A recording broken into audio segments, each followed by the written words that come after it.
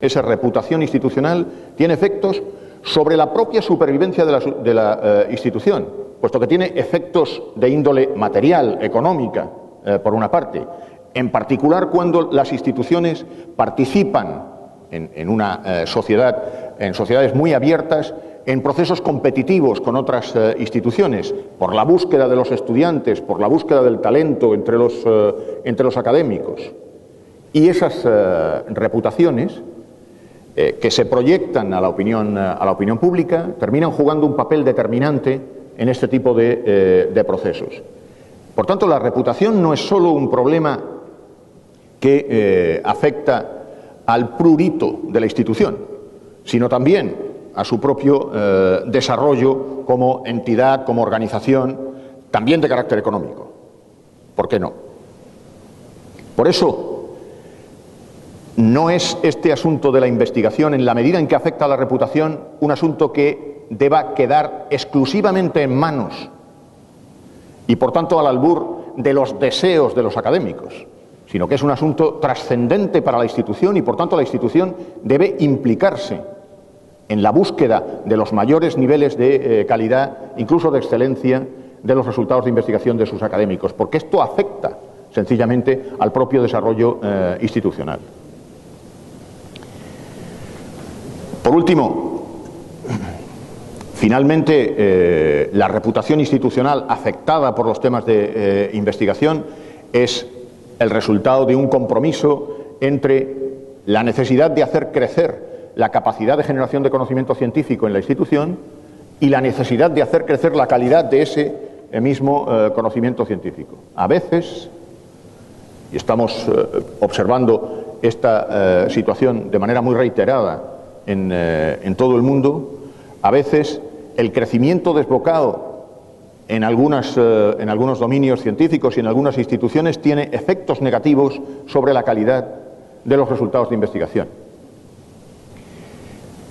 ¿Por qué? Pues porque se puede crecer utilizando canales de comunicación que sean poco relevantes y que permiten alcanzar visibilidades muy limitadas para los resultados de investigación. Por tanto, las interacciones que se dan con la comunidad científica por parte de los investigadores se producen de forma poco competitiva y, por tanto, poco exigente para esos investigadores, que probablemente podrían generar conocimientos de más alto nivel, pero no lo pueden hacer sencillamente porque buscan la manera de ser registrados en los índices internacionales en los canales, como digo, de menos nivel.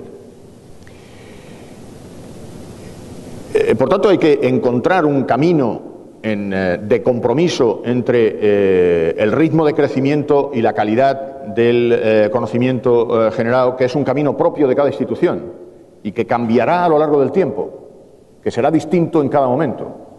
En un país como Perú, en el que sabemos que existe una evidente falta de ajuste entre los recursos humanos de carácter académico que existen en las instituciones de educación superior y los resultados de investigación con visibilidad internacional que tiene el país, un desajuste entre ambas cosas, probablemente el énfasis en este momento sea el crecimiento de la producción, sin prestar demasiada atención en términos generales todavía al tema de la calidad. Simplemente hay que crecer con la finalidad de aumentar la base de investigadores activos internacionalmente.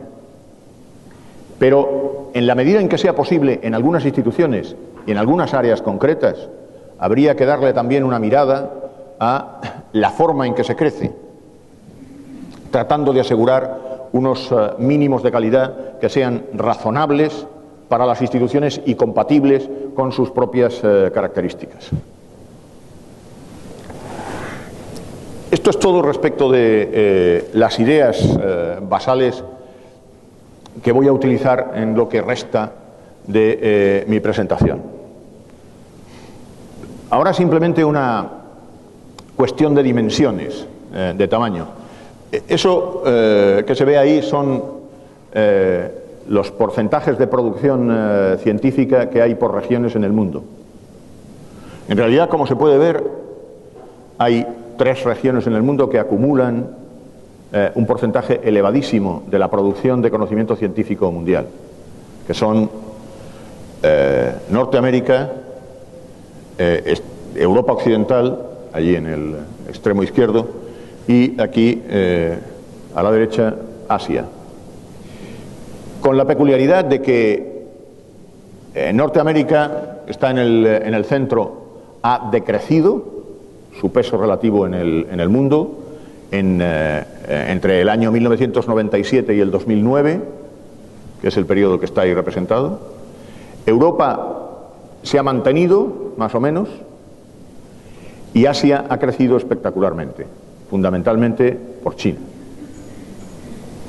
Con ritmos de crecimiento del 20% anual, China se ha convertido en la segunda potencia del mundo en generación de conocimiento científico, amenazando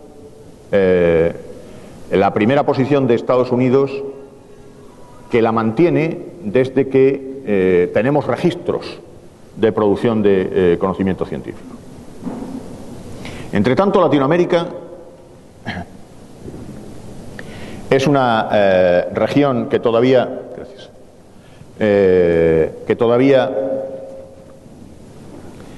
no alcanza una posición entre las grandes regiones del mundo, pero que tiene uno de los crecimientos más acelerados de entre las regiones más dinámicas. Excluyendo algunas regiones del mundo que tienen una posición marginal y que parten de prácticamente cero en producción científica y, lógicamente, con poco que aporten, crecen muy rápidamente en términos porcentuales. Latinoamérica, junto con Asia, son las 2 regiones del mundo que más crecen. Aquí arriba se pueden ver las tasas de crecimiento de Latinoamérica y Asia. Es verdad que las 2 tienen una característica común, y es que existe en las 2 regiones una locomotora que está tirando del conjunto de la región. En el caso de Asia es China y en el caso de Latinoamérica es Brasil. La proporción de producción brasileña en el conjunto de la región es elevadísima, más del 50% del total. Porque además, y por eso digo lo de locomotora, Brasil no solo produce mucho, sino que produce mucho en colaboración con otros países de la región, y por tanto ayuda a hacer crecer también a esos países.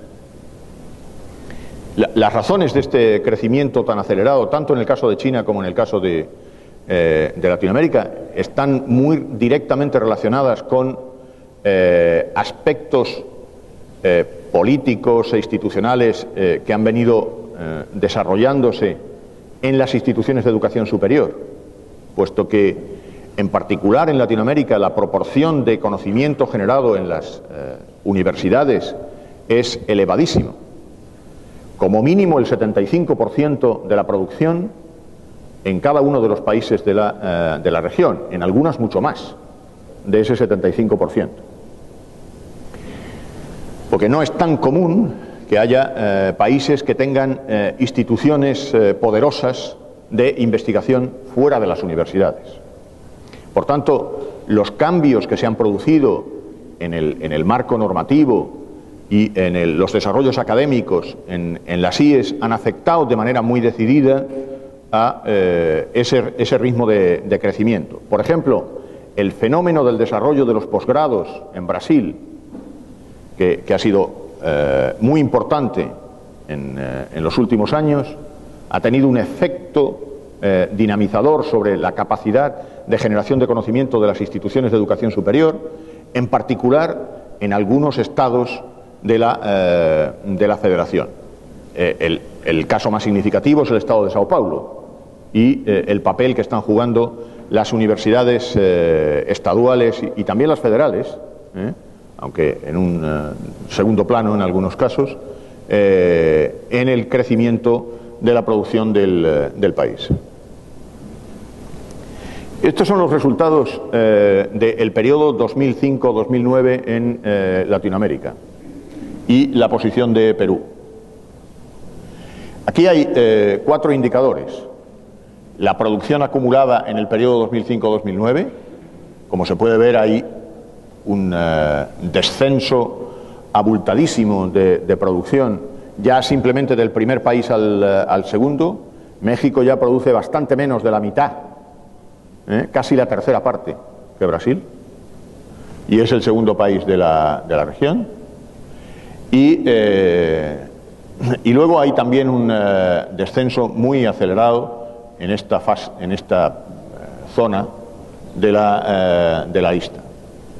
Perú es un país que está creciendo a buen ritmo en los últimos años, aunque partiendo de posiciones muy atrasadas y por tanto con facilidad para crecer en este momento.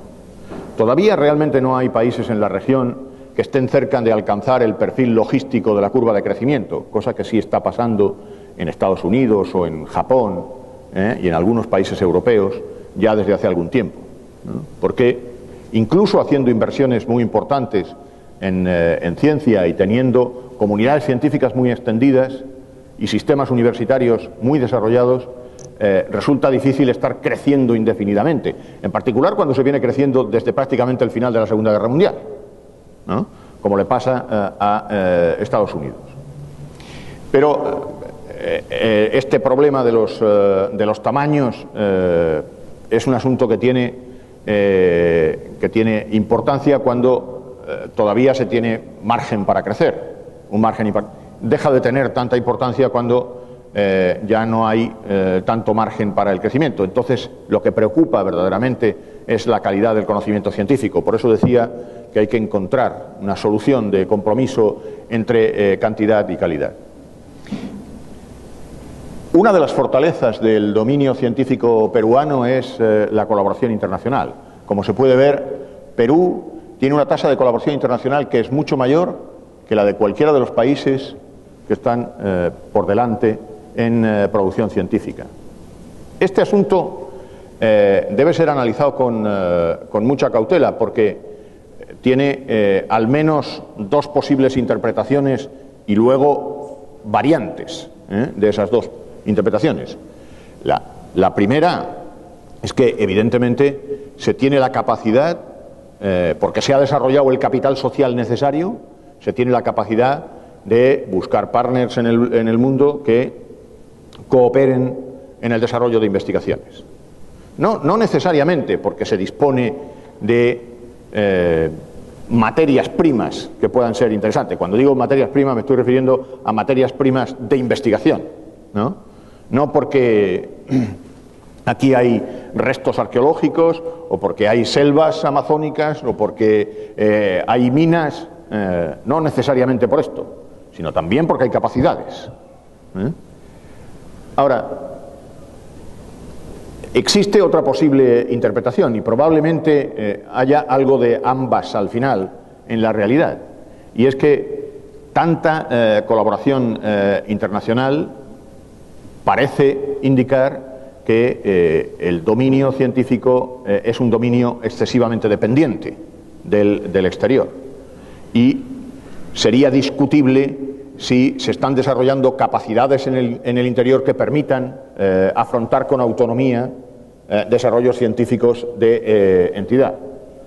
Esta cuestión también conviene analizarla, porque si esto fuera verdad, habría que pensar cuánto tiempo va a durar esta fase de intensísima colaboración exterior y cómo se va a realizar el proceso de abandono del hogar, como pasa con los hijos, y de emancipación, finalmente, ¿no? Esto que algunos han llamado casos de colonización científica no es siempre la única explicación para las colaboraciones internacionales altas. Hay otras razones que justifican esto, y hay que hacer un análisis muy detenido por áreas para explicar exactamente cuáles son los motivos en cada caso. Lo que sí es indudable es que uno de los efectos de esta intensa colaboración internacional es que el país tiene una tasa de impacto muy elevada, también muy superior a la de los países del entorno, incluso por abajo también. Una de las tasas más altas de impacto normalizado, es decir, el indicador que mejor representa como indicio la calidad de las investigaciones. Esto está muy relacionado con la colaboración internacional, pero también con la capacidad para llegar a las mejores revistas del mundo. Más del 51% de la producción peruana en ese periodo se ha publicado en el 25% de las mejores revistas del mundo en cada una de las áreas. Es verdad que esta colaboración ha contribuido a que esto se produzca y ambos factores al final han determinado este fuerte impacto. El reto ahora es crecer con autonomía también y no perder impacto. Este es el reto que tienen las instituciones. Es importante entender que esto se produce en un sistema de ciencia cuyo perfil temático está tremendamente polarizado en dos campos: el ámbito biomédico y el agronómico y medioambiental. Y con un campo que actúa como broker entre ambos, que es la investigación básica en bioquímica, genética y biología molecular. Estas son las dos grandes fortalezas temáticas de la investigación en el país. Y esto debería hacernos pensar también cuál es la posición que finalmente las instituciones, que tienen cada una de ellas perfiles evidentemente distintos del país, cuál es la posición que ocupan. Por ejemplo, quien tiene fortalezas en ingeniería o en energía,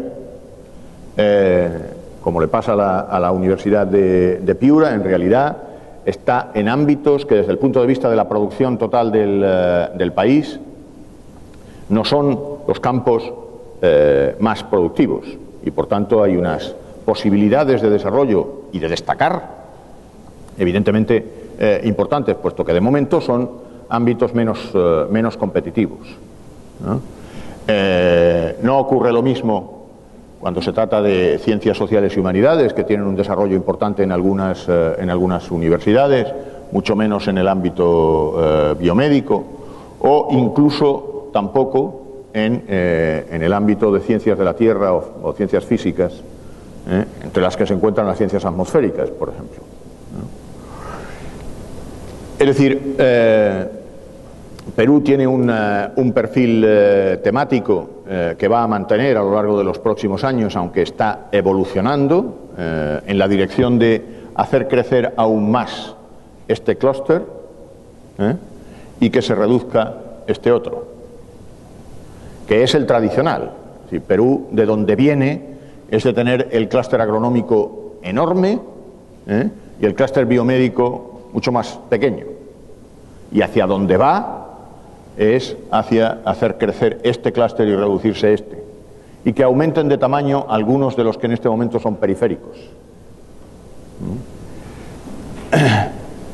¿Por qué sabemos que este es el desarrollo futuro? Pues lo sabemos porque es el recorrido que han hecho otros países, en particular países en desarrollo que han evolucionado de tener focalizada la mayor parte de su investigación en el ámbito de la agricultura y la biología vegetal y animal, como les pasa a muchos países centroamericanos y africanos en este momento todavía, y están evolucionando hacia un perfil en el que más del 50% de la producción es biomédica, como consecuencia de la presión que las sociedades ejercen sobre sus gobernantes para que destinen la mayor cantidad de recursos posibles a resolver los problemas de salud. Y esto ha sido una constante evolutiva desde hace más de 40 años. Y ha llevado a que las sociedades más desarrolladas, los países nórdicos, Estados Unidos y Canadá, Japón, etcétera, hagan sus inversiones más importantes justamente en esos ámbitos.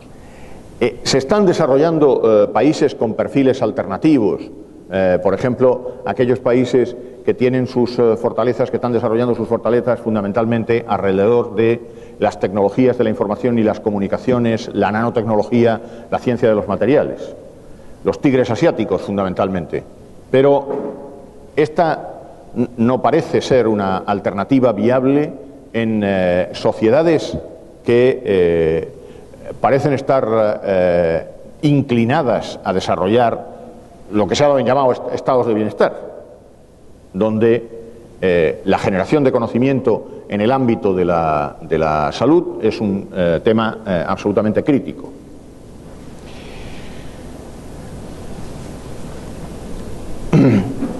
¿Por qué es importante la colaboración científica y tiene efectos beneficiosos sobre la calidad de los resultados de la investigación? Bueno, matizando que esto es así, depende de los colaboradores.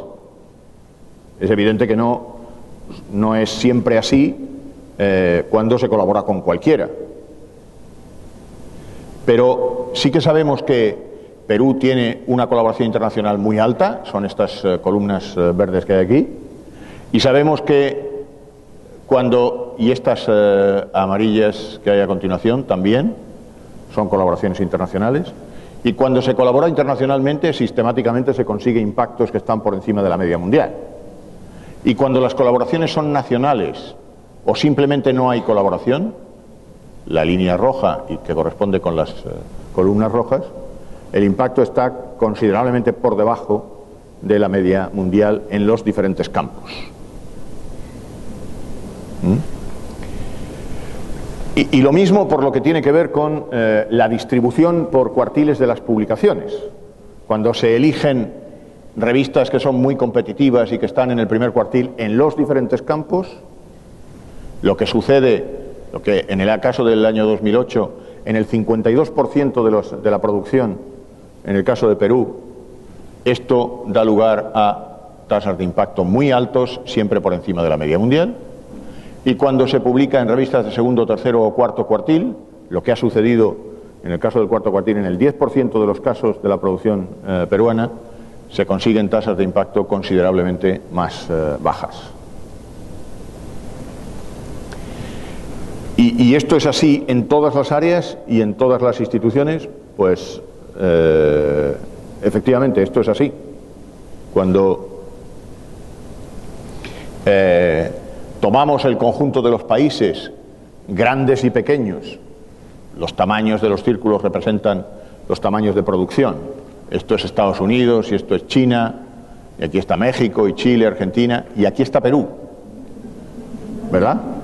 Pequeño, pero con una tasa de impacto por encima de la media del mundo y desde luego por encima de Argentina, Chile, México, Brasil, Colombia, etcétera. Muy por encima. ¿Por qué? Pues porque publica una gran cantidad de trabajos en las revistas top mundiales y porque tiene una colaboración internacional muy alta. Esas son sus fortalezas. Y esto sucede siempre, en todos los casos, en países grandes y en países pequeños. Por eso tienen esta disposición en diagonal el conjunto de los países. Claro, puestos a desear, a escribir cartas a los Reyes Magos, lo deseable es estar aquí arriba siendo muy grande.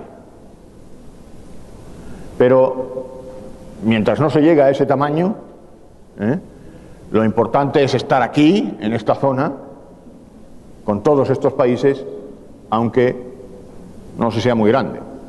Y si se va a crecer, lo mejor es que no sea a costa de descender por esta escala.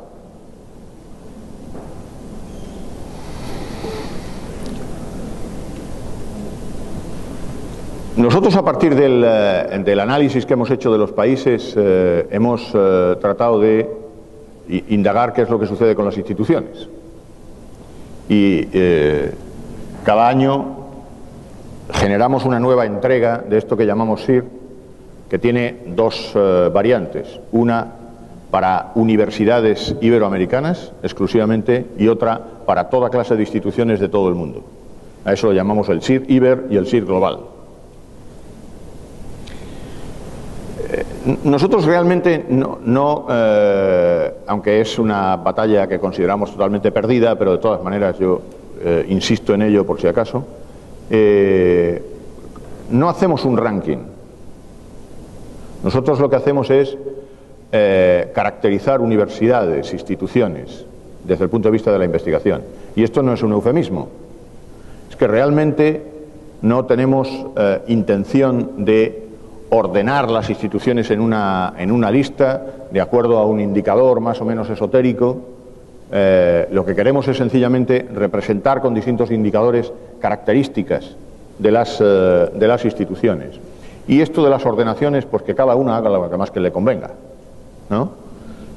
Precisamente esto de utilizar una caracterización multifacética tiene la ventaja de que, como da lugar a distintas ordenaciones, al final casi todo el mundo tiene derecho a 5 minutos de gloria, si elige la ordenación adecuada. Pero más allá de eso, lo que nos importa es esa caracterización basada en distintos aspectos de la investigación universitaria. Por eso digo que no hacemos un ranking, sino que caracterizamos la investigación de las instituciones. En segundo lugar, no creemos que la caracterización de la investigación diga ni mucho menos todo lo que hay que decir de una universidad. Pero sí que consideramos que es un síntoma importante de muchas cosas en la institución. No lo dice todo. Por eso digo ahí, el SIR no tiene aspiraciones holísticas. No pretendemos que eso sea todo lo que hay que decir. Nosotros no hacemos lo que hace el ranking de Shanghái, que es pretender representar absolutamente todo de una institución diciendo cuántos premios Nobel no tiene o cuántos trabajos ha publicado en Science y Nature y cosas parecidas. Probablemente resulta imposible, en particular en las universidades complejas, resulta imposible hacer una caracterización completa, porque las universidades no solo tienen muchas facetas en su actividad, sino que además muchas de ellas son muy difíciles de medir. Pero sí que hay ciertas dimensiones que son medibles y que deben ser consideradas como síntomas de lo que sucede al interior de las instituciones. En todo caso, el valor que a esos síntomas le quiera dar la institución, pues eso depende de cada institución. Caracterizamos todo tipo de instituciones, no solo universidades. En el SIR iberoamericano solo universidades, pero en el SIR global toda clase de instituciones, puesto que lo que nos preocupa a nosotros es la investigación y la forma en que eso caracteriza a una institución. Combinamos elementos que son cuantitativos con otros cualitativos, es decir, unos que responden al tamaño y otros que responden a la calidad promedio de los resultados de investigación. Y el orden y la ponderación de los indicadores es un asunto que depende de los usuarios. Nosotros simplemente hacemos una propuesta de ordenación por defecto, pero por una razón que es más que nada operativa, no porque creamos que esa ordenación es mejor que otras. Es porque al final los académicos también tenemos modelos mentales previos a las cosas y aunque algunas cosas no nos gusten, sin embargo nos gusta menos todavía que nos digan que las cosas no son como nosotros habíamos creído. Entonces, si uno ordena las universidades y arriba tiende a aparecer Harvard, esto nos parece que es lo esperable. Podrá no gustarnos, pero es lo que todo el mundo espera que suceda. Si yo hago una ordenación utilizando cualquier otro criterio, lo más probable es que Harvard no salga la primera, ni mucho menos. Por ejemplo, si ordeno por impacto, la primera saldrá la London Business School. Y esto parecerá una rareza a mucha gente. Entonces, lo que hemos observado que encaja mejor con los modelos mentales previos es esto de ordenar en función de los tamaños científicos, evidentemente. Y como se trata de simplemente una ordenación por defecto, cualquier alternativa está en manos del que quiera usarla. Los indicadores que utilizamos son estos, que ya he mencionado antes. Hay uno añadido que aparece en el ranking global, que es el índice de especialización, basado en la función de Gini, y que es un indicador que dice hasta qué punto una institución está especializada en un conjunto reducido de temas o en un conjunto mucho más amplio. No está especializada, por tanto, ¿no? Es decir, que hay instituciones que son generalistas porque atacan muchos frentes distintos y otras que tienen concentrada su actividad en unos temas concretos. Esa es la distribución, que no sé si se verá muy bien, por países según el número de universidades. Por ejemplo, en el SIR iberoamericano de este año hay 1.400 instituciones de educación superior en toda la región. 357 son de Brasil, 265 de México, Colombia tiene 113, España 96, Argentina 93, Chile 54, Portugal 54 y Perú 53. 53, ¿qué significa? 53 instituciones de educación superior peruanas, de las que hemos localizado al menos un trabajo de investigación con visibilidad internacional.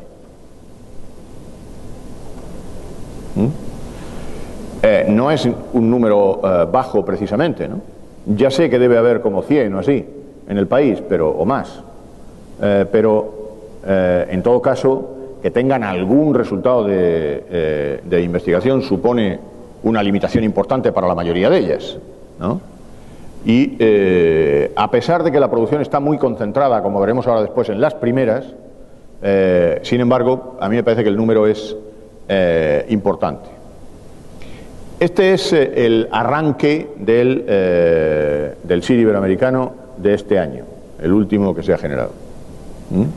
Ahí se puede ver que las universidades están ordenadas en función de la producción científica, que es esta columna. La USPI en el periodo 2005-2009 ha publicado 40.192 trabajos. 40.192 trabajos es más que la mayoría de los países del mundo, solo una universidad. La UNAM es la segunda y tiene ya menos de la mitad que la USPI, 17.622. Y hay que observar cómo en las primeras posiciones, hasta la 10ª universidad latinoamericana, hay 1, 2, 3, 4, 5, 6, 7 de 10 universidades brasileñas en las primeras posiciones. Solo hay 2 universidades que superen la media mundial de impacto entre estas 20 primeras: la Pontificia Universidad Católica de Chile y la Universidad de Puerto Rico. No hay ninguna universidad peruana entre las 20 primeras. La primera universidad peruana aparece por producción científica después del puesto 80. Y estas son las universidades peruanas. En esta columna aparece la posición en Latinoamérica y en la primera columna la posición en Iberoamérica, contando España y Portugal. La primera universidad es la Universidad Peruana Cayetano Heredia, que ha crecido un 10,9%, casi un 11% respecto de la entrega del año pasado.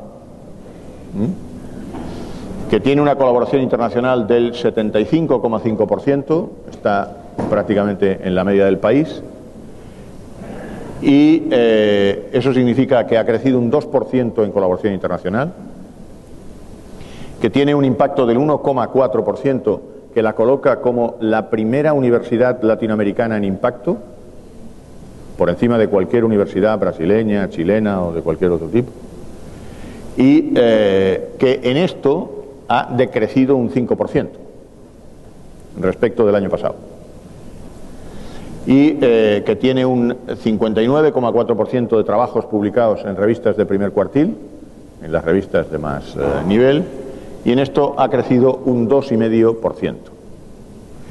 La Universidad de Piura está en esta posición, esto me parece que es la posición 12 del país, si no recuerdo mal, 12 o 13, ha crecido un 17,2% respecto de la entrega anterior, que es un crecimiento muy alto. Ha crecido un 0,7% en colaboración internacional y tiene una colaboración internacional altísima que supera el 95% del total, lo que es muy propio de las instituciones que tienen producciones bajas y que se inician en la investigación en algunos campos.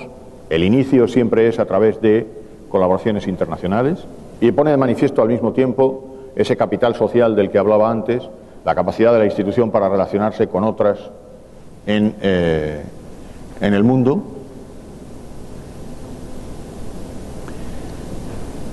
En impacto, la Universidad de Piura tiene un 0,6 y ha decrecido casi un 20%, lo que es perfectamente compatible con el crecimiento fuerte que ha habido en el último año, porque son justamente ese incremento fuerte de trabajos en el último año los que menos tiempo han tenido para ser citados y, por tanto, el efecto sobre el impacto, cuando el crecimiento es fuerte en el último año, suele ser negativo. Y, por último, tiene un 44,8% de producción en el primer cuartil, que es una buena cifra, pero que está tendiendo a bajar levemente.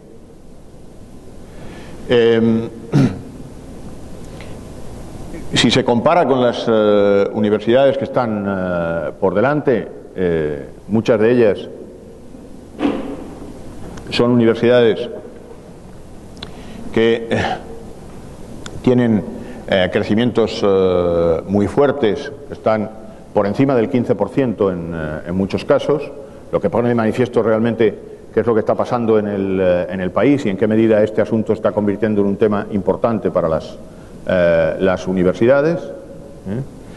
También es verdad que esos crecimientos muy acelerados, a medida que se va aumentando la producción, resulta más difícil mantenerlos en el tiempo, pero de momento hay bastantes universidades que crecen muy deprisa.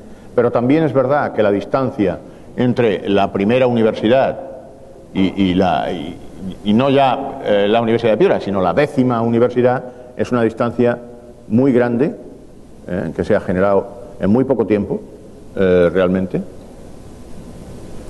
Y eso quiere decir que, aunque la Universidad Cayetano Heredia está creciendo menos ahora que las universidades que van por detrás, sin embargo, hasta hace muy poco tiempo ha tenido crecimientos muy acelerados, ¿no? Y aún a pesar de eso, sigue creciendo. Esta sería la posición de las universidades y sus tamaños en relación con las medias del país. Aquí está la Universidad de Piura. Hay 3 universidades que tienen un impacto normalizado y un porcentaje de trabajos publicados en revistas de primer cuartil que están por encima de la media del país, que son esas 3, y luego una concentración grande de universidades que están por debajo, fundamentalmente porque la media del país está muy condicionada por el tamaño de la Cayetano Heredia, que hace que estos ejes amarillos se muevan en su dirección, ¿no? Por el tamaño de la Cayetano Heredia.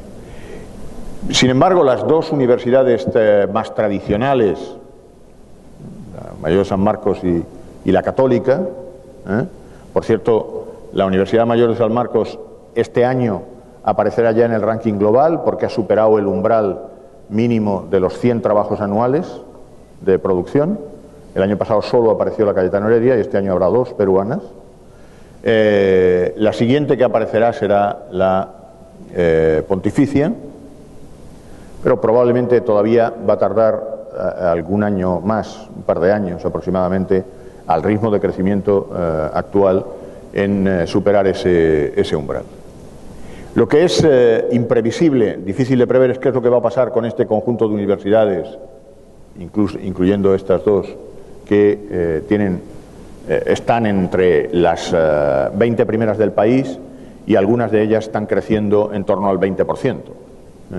Si mantienen esos ritmos de crecimiento, realmente se van a poner en contacto con estas dos, con esta es más difícil, en muy poco tiempo, porque estas crecen bastante más despacio.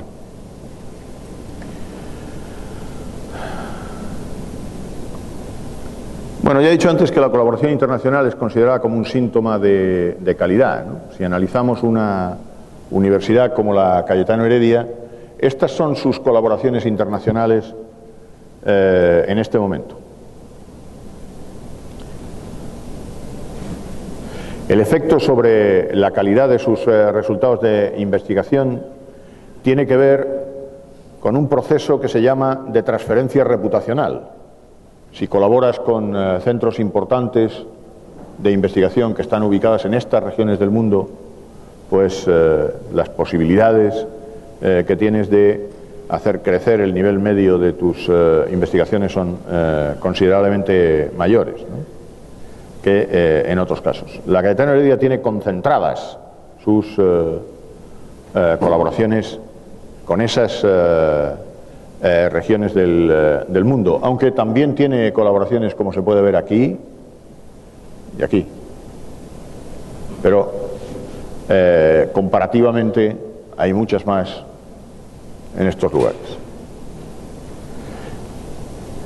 Si miramos otras universidades, como por ejemplo la Nacional Mayor de San Marcos, hay muchas colaboraciones aquí y aquí, incluso aquí, pero luego ya el resto del mundo menos, con la excepción de este enlace muy fuerte que hay aquí, que es la colaboración con la USP, con la Universidad de Sao Paulo. La Pontificia, que tiene sobre todo colaboraciones muy intensas en Alemania y España, y débiles en el resto del mundo cuando no son en la propia región. La Agraria, que tiene sobre todo colaboraciones con la USP y con Europa y Estados Unidos. La Nacional de Ingeniería, básicamente colaboraciones con USP y con los países nórdicos. Pero ya, a medida que vamos avanzando, colaboraciones considerablemente más débiles que las primeras que vimos de la Cayetano Heredia.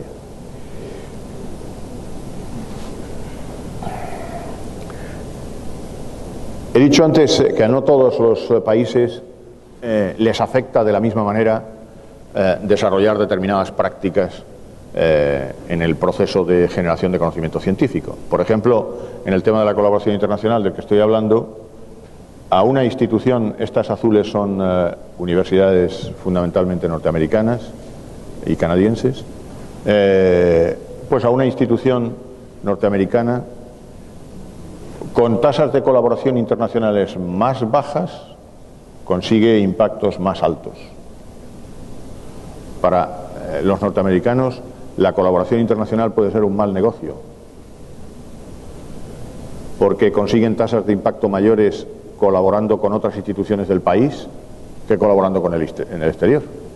Y esto es lógico, porque cuando hablaba antes del tema de la transferencia reputacional, a ellos les cuesta trabajo encontrar centros de investigación que sean mejores fuera del país que los propios. Sin embargo, en el caso de Europa Occidental, que son estos puntos de color más oscuro, la colaboración internacional produce impactos, a lo mejor no tan altos como las mejores en Estados Unidos, pero también altos, pero desde luego con porcentajes de colaboración bastante más altos que los de los norteamericanos. En el caso de Latinoamérica, que son estos verdes más claros, consiguiendo tasas de colaboración internacional más altos incluso que los europeos, se consiguen tasas de impacto más bajos que en Europa. ¿Por qué? ¿Por qué? Pues porque el vecindario importa.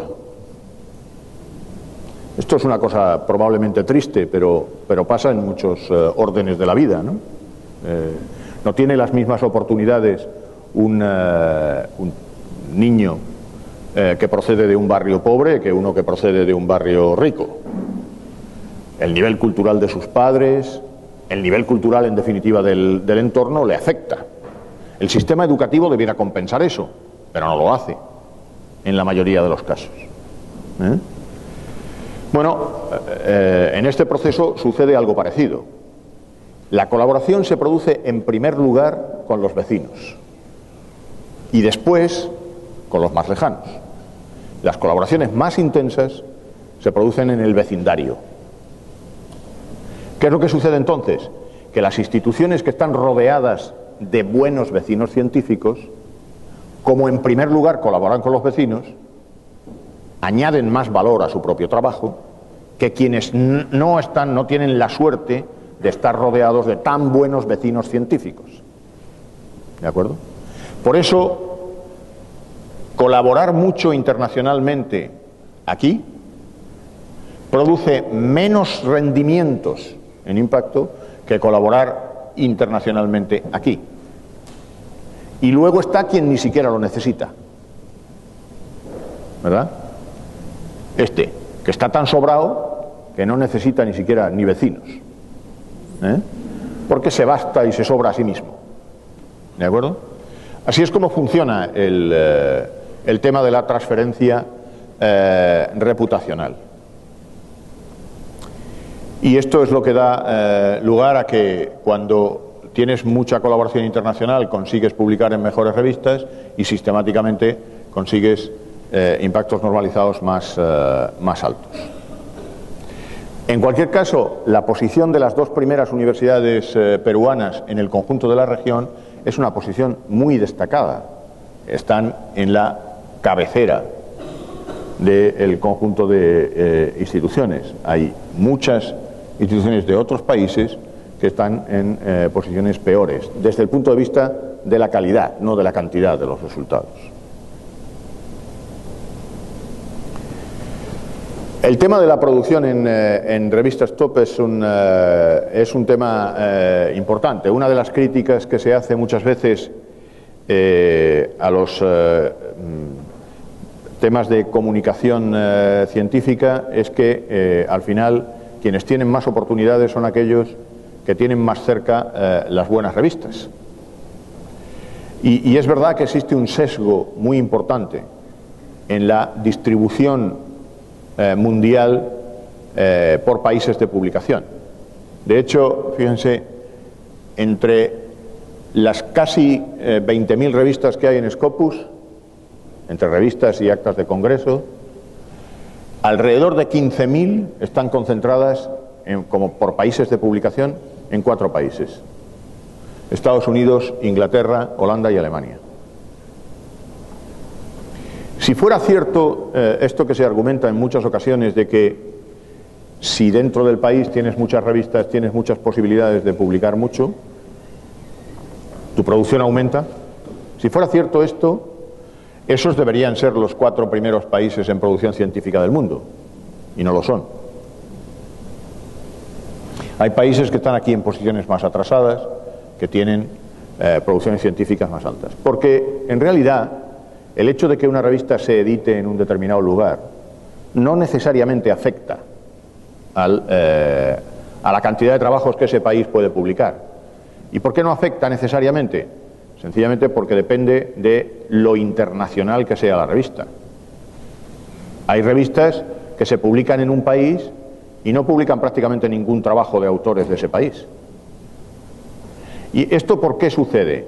Porque la mayor parte de esas publicaciones no son publicaciones que están en acceso abierto, gratuitas, sino que son negocios, son productos desarrollados por grandes editores, que lo que quieren es sencillamente que la revista tenga la máxima calidad posible, sea de donde sea el autor que publique ahí.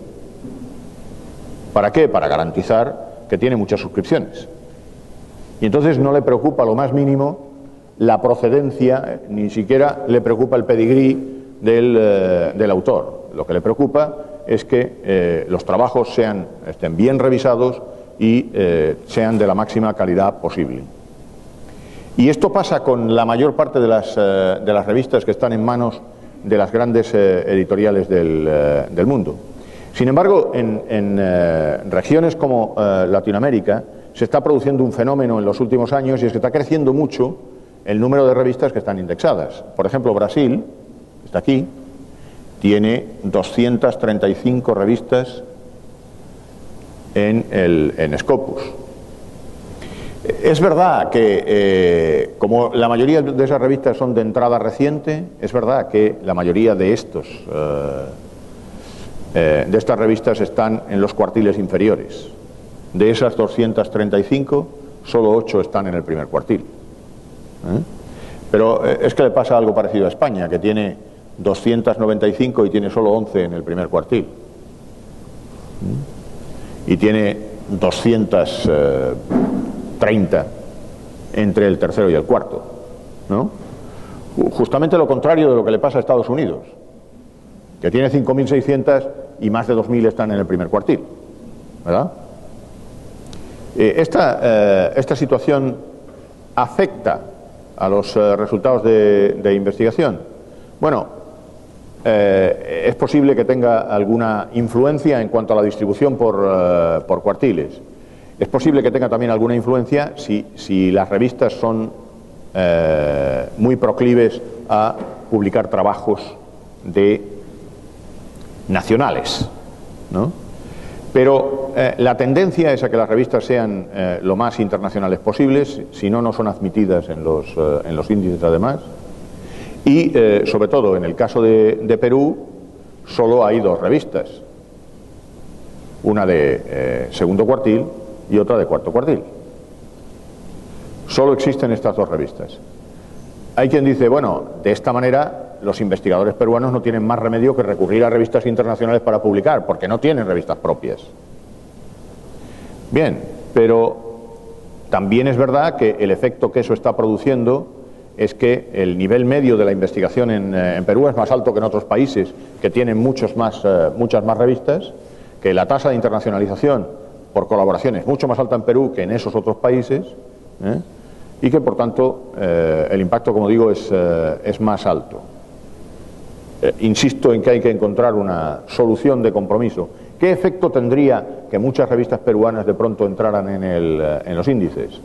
Pues que las cifras de producción de autores peruanos crecerían y que la tasa de investigación de impacto caería en picado.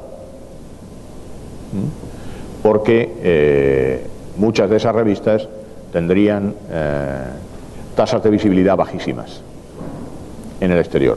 Y los procesos de revisión por pares, además, no asegurarían la calidad de los trabajos.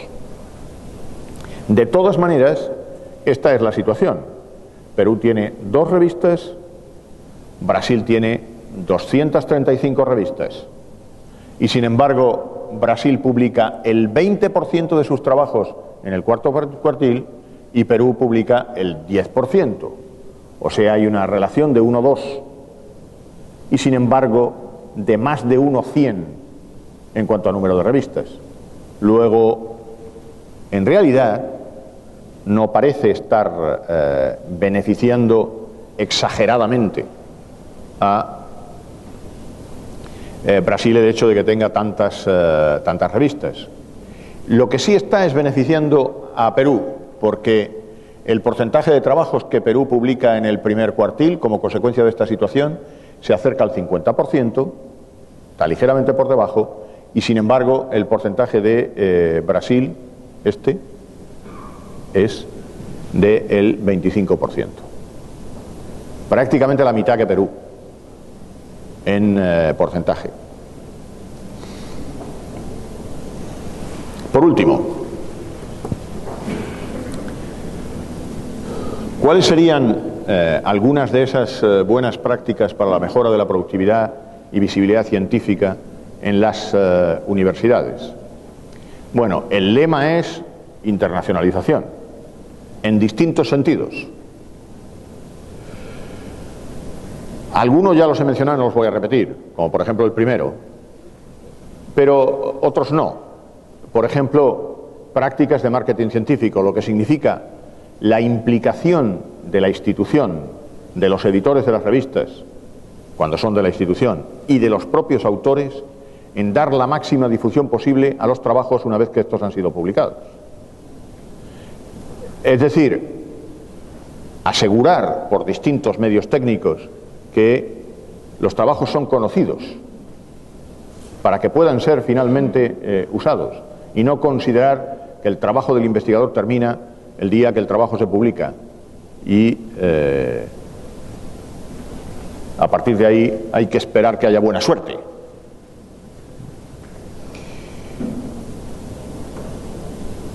Hay que socializar los protocolos de elección de destinos de publicación más competitivos entre los investigadores para que puedan tomar buenas decisiones en este terreno. Y este es un proceso que requiere de un aprendizaje. No basta con simplemente oír a los colegas: ah, pues yo he enviado a tal revista y a mí me publicaron, prueba a ver. Así no es como debe funcionar este asunto, ¿no? Hay que hacer un análisis lo más riguroso y extenso posible de las opciones que aparecen en los índices. En este momento resulta tremendamente complicado, incluso para un especialista, conocer cuáles son las alternativas que existen, las opciones que existen, porque el mundo de las publicaciones electrónicas ha crecido muchísimo. Se considera que existen en el mundo aproximadamente unas 30.000 revistas arbitradas que pueden ser utilizadas como fuente de información para nuevas investigaciones. Hay indexadas en la fuente Scopus cerca de 20.000. Y en algunos campos, incluso a campos que uno piensa que son pequeños, hay entre cientos y miles. Esta mañana veíamos miles de revistas, más de 1.000 revistas en ingeniería, más de 1.000 revistas en humanidades. Este es un mundo muy complejo en el que además las revistas no están de forma unívoca en los campos. A los investigadores nos gustaría que esto fuera así y que nos dijeran: esta revista es de este campo y no es de ningún otro. Pero esto no funciona de esta manera. Los editores se han visto obligados a situar los scopes de las revistas en territorios limítrofes, justamente para poder recibir originales desde distintos ámbitos. Y esto hace que las alternativas para un autor hayan crecido exageradamente y, por tanto, que necesite empeñarse mucho en buscar esas alternativas para tener opciones. Y siempre recordando dos cosas. La primera: todo investigador tiene la obligación de intentar enviar su trabajo, y de tener éxito además, a la mejor revista posible. No a la revista que con seguridad me va a publicar el trabajo. Normalmente la de un amigo. Y segundo, y muy importante, de los trabajos que se envían a las revistas indexadas, el 80% termina publicándose en la revista a la que primero se envió, y el 20% restante se publica en otra revista que no fue la primera, pero que también está indexada. Es decir, los trabajos se terminan publicando todos. Lo que no es posible es publicar trabajos considerando que porque unos referees me hacen unos comentarios al trabajo que yo he hecho, eso representa una enorme decepción. Este asunto solamente funciona en el caso de que el investigador, por muy reputado que sea, tenga la humildad suficiente para enfrentarse con las revisiones de los referees, considerando que siempre mejoran el trabajo. Y que las opiniones de los cercanos son mucho menos útiles para la investigación que las opiniones de los expertos lejanos, que exentos de todo interés a la hora de hacer el análisis, nos dicen realmente lo que piensan del trabajo y por tanto nos ayudan. Yo, la experiencia que puedo transmitir es la mía, y de 86 trabajos que tengo en el Citation Index, solamente me han aceptado uno en 25 años de investigación, uno sin correcciones. Todos los demás han ido y han venido a los referees, y como si fuera un neófito, cada vez que envío un trabajo vuelvo a recibir correcciones, vuelvo a corregir y vuelvo a enviar una y otra vez, y a veces un trabajo tarda en publicarse 2 años, desde que lo envío la primera vez hasta que finalmente es aceptado. Y en esto consiste hacer investigación, no en tener una buena idea, escribirla y considerar que el mundo nos lo debe todo. En esto no consiste hacer investigación hoy día.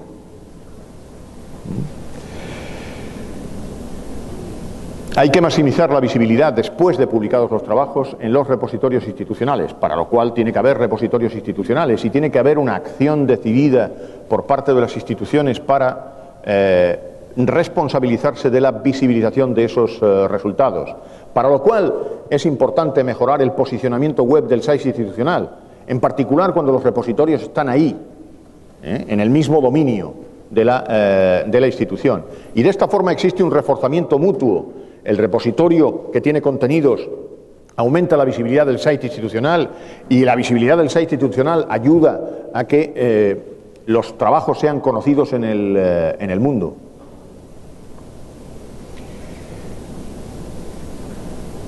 Desde luego hay que ampliar la base de investigadores activos internacionalmente. En esto hay muchísimo por hacer, en particular con los investigadores que se inician, con los más jóvenes, que deberían incorporar en sus agendas de trabajo desde el primer día la actividad investigadora como una actividad esencial, inherente al trabajo académico. Ya sé que muchos estarán pensando, no lo sé porque sea divino, sino porque me lo han dicho ya varias veces desde que he venido, y me lo han dicho muchas más en otras universidades, el gran problema del tiempo. Sí. Pero yo no me entretengo con problemas de poca importancia, solo me dedico a los importantes realmente, y el del tiempo, ese es un problema que no tiene arreglo, y por tanto no tengo nada que decir sobre eso. Lo que digo es que desde la experiencia de las universidades que conozco fuera de la región, es mucho más importante la actitud, la disposición de los académicos en relación con el tema de la investigación, mucho más importante que el problema de cómo materialmente se organiza el tiempo de trabajo. Porque nadie puede negar, lo decía esta mañana, que cuando un académico ha decidido que no tiene tiempo para hacer investigación, también ha tomado otra decisión, y es que todo lo demás es más importante que la investigación. A lo mejor no quería hacerlo, pero esa es la realidad. Ha decidido que de todo lo que tenía que hacer hay algo que es perfectamente prescindible, que es la actividad como investigador. Esto no es lo que sucede en otros lugares del mundo, donde la gente también hace gestión, además de docencia, y que atiende a los estudiantes, pero no considera que la investigación sea prescindible. Todo lo contrario, piensan que es un elemento sustancial de su propio desarrollo profesional. Probablemente los mensajes desde las instituciones y desde los gobiernos en ese sentido son más claramente percibidos, no lo sé, pero explicaba esta mañana que en realidad, por ejemplo, en las universidades españolas para un académico, una de las primeras cosas que aprende cuando llega a la universidad es que de entre todas las cosas que puede hacer, la que más va a marcar la diferencia respecto de lo que hacen otros académicos en la carrera por promocionarse, la que más marca la diferencia es la investigación, porque es la única que es variable. Todos damos clase todos los días y por tanto todos somos docentes todos los días, el tiempo que nos exigen, y todos nos dedicamos a asesorar a los alumnos y cada uno tiene su cuota de gestión, pero lo de la investigación no, lo de la investigación es variable. Y por cierto, no todos los profesores finalmente tienen actividad investigadora con visibilidad internacional, no todos. Todos hacen algo de investigación, pero no todos finalmente tienen actividad con visibilidad internacional, pero desde luego porcentajes bastante mayores que aquí. En España, la universidad que más tiene cerca del 70%, el 66% de sus profesores tienen actividad internacional regular, y la que menos, el 34%. Es decir, en todas las universidades hay algunos profesores que no tienen actividad científica con visibilidad internacional. En todas hay. Pero la gran mayoría de los profesores finalmente, en casi todas las universidades, tiene esa actividad.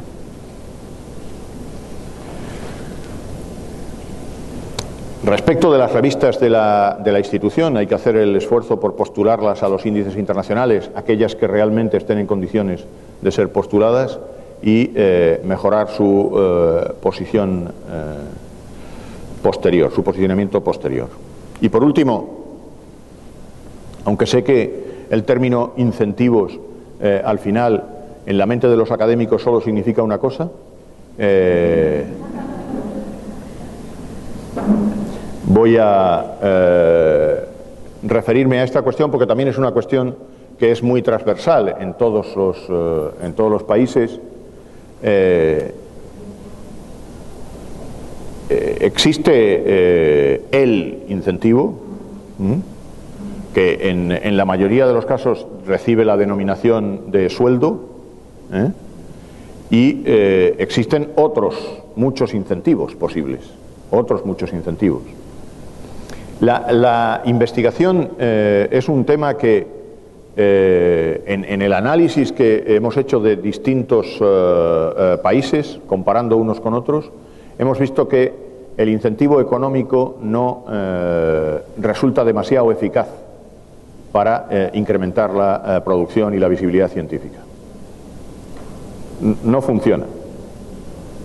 Ya sé que alguien podría decirme, como me dijo un profesor en una ocasión en un país de la región, me dijo, bueno, pero vamos a ver si con nosotros funciona. Probamos y luego ya... No, yo no tengo ningún inconveniente en que se hagan todas las pruebas que quieran. Lo que digo es sencillamente que en aquellos países que invierten más recursos en incentivar a los investigadores para ver si con eso esto no está funcionando. Esos países no crecen en producción científica ni más rápidamente ni mejor que otros países, incluso todo lo contrario. En primer lugar, porque hay una diferencia muy grande entre incentivar investigadores e incentivar la investigación. Son dos temas muy distintos. Y cuando se incentiva a los investigadores, no se está incentivando en muchas ocasiones la investigación. En segundo lugar, porque a los investigadores les importa, cuando son investigadores de verdad, les importa mucho más el prurito que el dinero. No es que sean espíritus puros, ni mucho menos. Es que en el juego, en la interacción entre los académicos, es muy importante para el investigador el reconocimiento.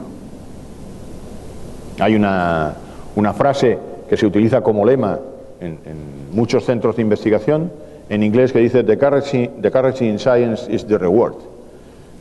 La moneda de la ciencia es el reconocimiento. Porque realmente esto es lo que buscamos cuando publicamos un trabajo.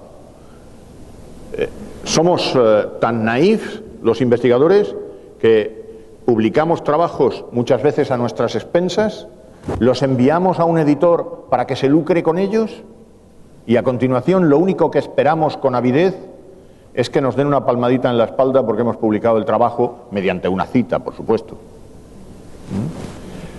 Bueno, pues así es como funciona realmente el sistema de la ciencia, es la búsqueda del reconocimiento.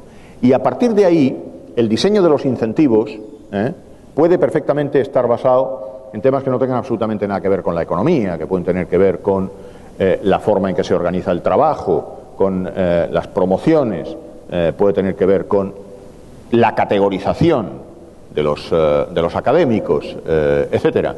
Cosas que no necesariamente tienen que estar ligados, como digo, al tema económico. Pero en todo caso, tanto si hay incentivos como si no, lo que sí que es importante es que los investigadores asuman su cuota de responsabilidad en lo que tiene que ver con el papel de la investigación en sus propias vidas profesionales, por una parte, y en que esto se tiene que hacer, a ser posible, en el marco de un proceso de internacionalización, que no solo tiene que ver con las colaboraciones, también tiene que ver con los destinos de publicación, como he dicho antes, las fuentes que se utilizan, la interacción con los pares en el mundo, el marketing científico, etcétera. Yo creo que una parte sustancial de este proceso tiene que ver con las fuentes de información que se manejan, ¿no?